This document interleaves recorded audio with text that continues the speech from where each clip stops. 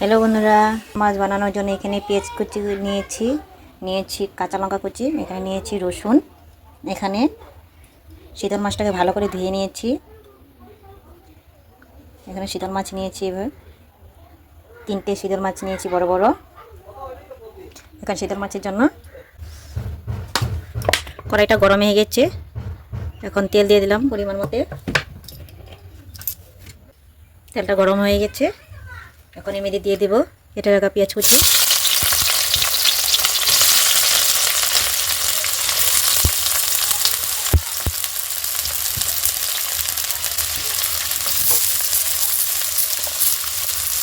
দিয়ে দেবো কাঁচা লঙ্কা, দিয়ে দেবো রসুন,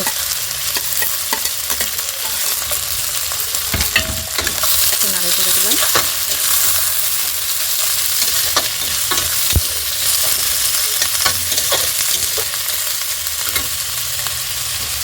দিয়ে দেবো স্বাদ মতো নুন,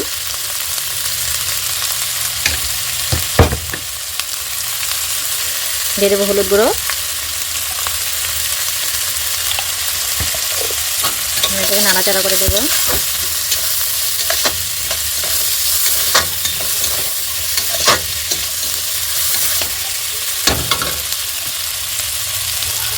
এখন এখানে জল দিয়ে দিব।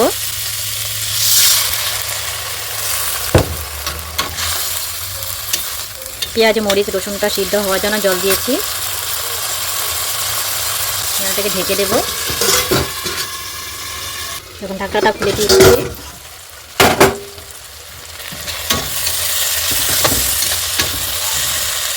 এখন রসুন পেঁয়াজটা সিদ্ধ হয়ে গেছে, এখন এখানে শীতলটা দিয়ে দেব। শীতলটা দিয়ে এখন একটা গ্লাস নিলাম, গ্লাসটা দিয়ে চটকে দেব।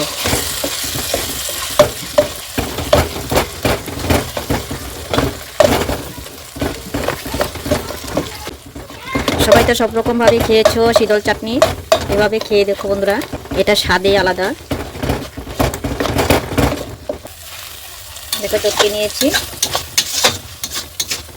এখন আরও 2 মিনিট ভেজে নেব। আবার একটু নাড়াচাড়া করে দিচ্ছি, আর নিচে দিয়ে লেগে যাবে।